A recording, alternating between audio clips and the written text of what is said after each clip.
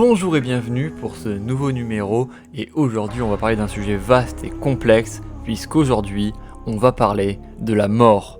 On va parler de ses différents aspects, de ses différentes personnifications, mais on parlera aussi de l'étendue de ses pouvoirs et de leurs limites. Tentons donc ensemble de comprendre quelle est la nature exacte de cette entité mystérieuse. Qu'est-ce que la mort dans DC Comics ?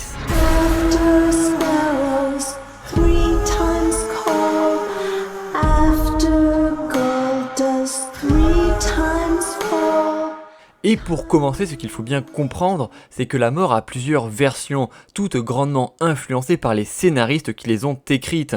Et là où ça devient bien sûr vite compliqué, c'est que certains scénaristes n'ont absolument pas la même vision de la mort. On peut par exemple penser au Captain Atom numéro 42, où Death of the Endless est présenté comme un aspect de la mort, son aspect miséricordieux. Ce qui bien sûr n'a pas du tout plu à Neil Gaiman, le créateur du personnage, qui voit Death of the Endless comme la mort avec un grand M, comme la version totale de la mort. La mort finalement dans son essence la plus primaire. Et d'ailleurs, à la suite de ce numéro, Neil Gaiman ira jusqu'à réécrire son contrat avec DC Comics pour contrôler totalement l'utilisation de son personnage. Et donc, avec tous les éléments que l'on a aujourd'hui, je vais tenter de vous faire une synthèse pour vous expliquer tout cela au mieux, et commençons donc avec la mort dans son aspect originel, Death of the Endless. Death of the Endless est donc la mort avec un grand M chez DC Comics.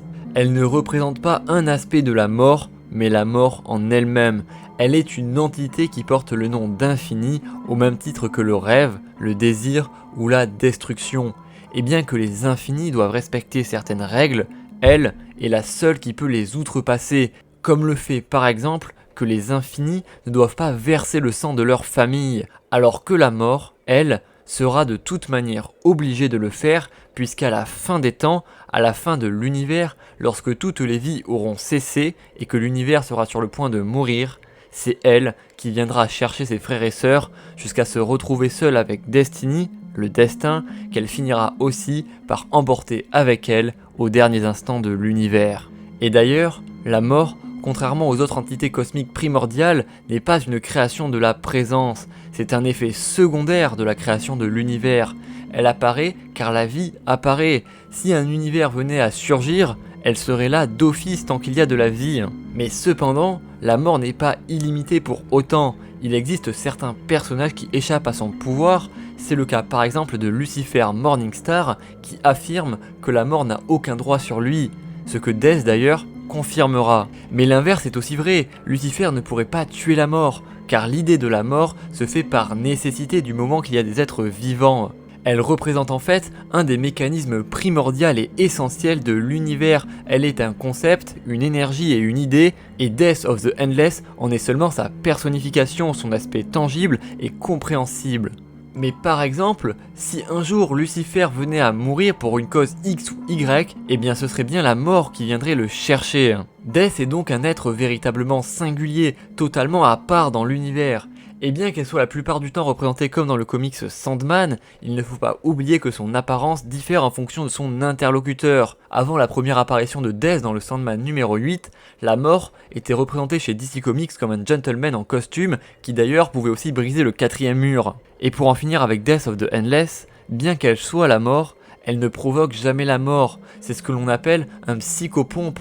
Elle n'est pas là pour tuer, mais bien pour délivrer les âmes du plan humain. D'ailleurs, il est extrêmement rare qu'elle tue quelqu'un directement, car même si elle en a tout à fait le pouvoir, elle fait en fait plus souvent l'inverse, en ressuscitant des gens qu'elle juge attachants, comme ce fut le cas par exemple avec les Dead Boy Detectives. Son rôle principal est en réalité d'accompagner les âmes vers la mort, de les guider vers l'autre monde.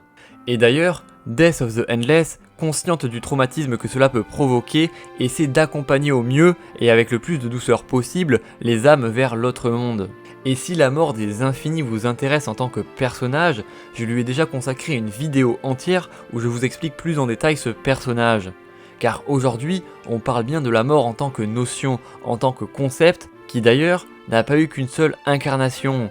Car en effet, la mort, avant d'être une personnification, est avant tout une énergie, qui se divise même en plusieurs énergies distinctes. La première est l'énergie qui lui sert à tuer les dieux et les entités divines, et se nomme la Death Force. Cette énergie est liée à l'une des 7 forces primordiales de l'univers, le vent du vide, et peut être utilisée par d'autres personnes que la mort par le biais d'artefacts qui sont connectés à cette énergie, comme par exemple la larme d'extinction qui permet à des humains de tuer des dieux.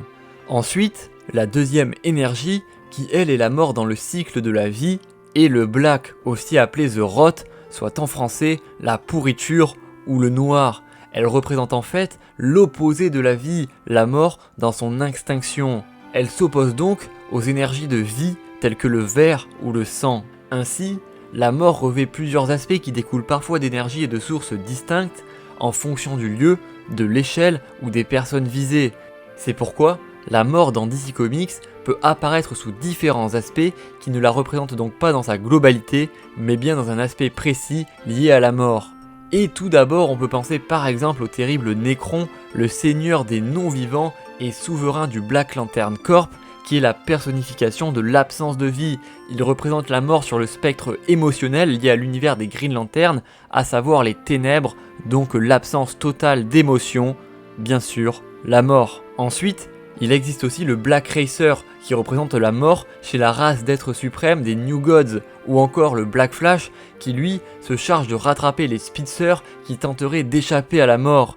Il représente donc bien la mort, mais tire son énergie de la Speed Force, une autre des 7 forces primordiales de l'univers, ce qui peut d'ailleurs nous amener à penser que la mort possède un aspect pour chaque force primordiale de l'univers. Et je parle des 7 forces primordiales de l'univers dans cette vidéo si jamais ça vous intéresse. Et enfin, les différentes mythologies de l'univers DC Comics comportent leur aspect de la mort. On peut par exemple citer Hrungnir, le dieu de la mort des Martiens, ou encore Hadès, le dieu de la mort pour les Grecs, qui lui règne sur le terrible royaume de l'Underworld, ou enfin par exemple Isis et Osiris pour les Égyptiens. Et bien que ces dieux existent en tant qu'entités propres, il existe d'autres entités aussi appelées dieux, mais qui en réalité ont un pouvoir bien inférieur puisque leur existence dépend de la croyance de leurs fidèles. Ce sont en quelque sorte des dieux secondaires. C'est ce qu'on verra notamment dans le run Hellblazer Holy Engine, où John Constantine invoquera Mictlantecuhtli, le dieu de la mort des Aztèques, qui ne possède presque plus de pouvoir car la civilisation qui le priait a disparu. Et donc, il ne faut pas les confondre avec des dieux principaux qui, eux, en plus de leur rôle de dieu de la mort, font partie d'un véritable panthéon et existent en dehors de leur fonction. Finalement, pour ces dieux, la mort n'est qu'une attribution, une fonction qu'ils exercent, à l'instar par exemple des dieux grecs ou égyptiens qui ont chacun une fonction comme par exemple Poséidon les mers, Hadès les enfers, etc. etc. De plus, ces dieux primordiaux évoluent dans le multivers dans un endroit que l'on appelle la sphère des dieux, qui est semble-t-il inaccessible aux dieux secondaires qui peuvent eux être invoqués sur Terre par un simple rituel nécessitant aucun pouvoir. Et c'est pour ça que je trouve la mort très intéressante dans DC Comics. Elle n'est pas unitaire, elle n'est pas un seul aspect et représente vraiment la notion dans toute sa complexité. À la fois dans la peur qu'elle évoque au travers de personnages et d'entités comme Nécron, qui vient faucher les âmes des personnes encore pleines de vie, mais aussi dans son aspect plus libérateur qu'elle peut offrir avec des personnages plus miséricordieux ou plus doux, comme par exemple Death of the Endless. J'aime aussi beaucoup des personnages comme le Black Racer qui représente la mort sous forme de vitesse, que je trouve extrêmement intelligent et pertinent, puisque cela évoque bien sûr l'image ou l'allégorie de la course fatale contre le temps que bien sûr personne ne peut gagner. Et malgré les quelques incohérences laissées par ce concept au sein de l'univers DC Comics, j'aime toujours autant au fil des années découvrir de nouvelles incarnations, de nouveaux aspects de la mort que nous présentent les différents scénaristes. Je trouve que se fixer peu de limites quant à ce personnage est un bon choix éditorial parce que cela nous amène aussi par exemple des personnages comme l'ange de la mort dans Preacher par exemple, ou encore plus récemment dans des runs comme Azrael avec des anges qui apportent aussi la mort, ce qui d'ailleurs avait déjà été exploré dans des comics Supergirl. Et malgré le fait que effectivement des fois ce soit assez peu clair puisque du coup il y a plusieurs personnages qui représentent une seule et même chose, et bien je trouve que c'est quand même plus intéressant que d'avoir un seul et même personnage, à l'instar par exemple de chez Marvel où il n'y a qu'une seule mort et un point c'est tout. Là je trouve ça plus diversifié, surtout que depuis l'intégration de Death of the Endless dans l'univers DC Comics, on sait que la mort en tant qu'entité primordiale, en tant qu'essence primaire, c'est elle, c'est Death of the Endless, qui comme je vous l'ai expliqué peut se manifester sous différentes formes et sous différents aspects. J'espère donc que cette vidéo vous aura plu, n'hésitez pas à me dire ce que vous en avez pensé dans les commentaires. Je sais évidemment que c'est un énorme bordel, j'ai essayé de vous simplifier et de vous synthétiser au max. Si la vidéo vous a plu, n'hésitez pas à liker et à vous abonner pour ne pas manquer les prochaines, d'autant que la prochaine vidéo sera une immense vidéo qui va durer extrêmement longtemps, ça va être trop bien évidemment. N'hésitez pas aussi à regarder en description, il y a des liens intéressants comme par exemple le lien vers Eurocomics Grade ou vers mes lives sur Vote. Je vous prépare des masterclass, donc soyez présents. Et sur ce, je vous dis à très vite pour de prochaines vidéos. Et surtout, n'oubliez pas de regarder de côté avant de traverser l'autoroute. Je veux pas aller à l'école. Ah bon? Quel père la vertu vous faites?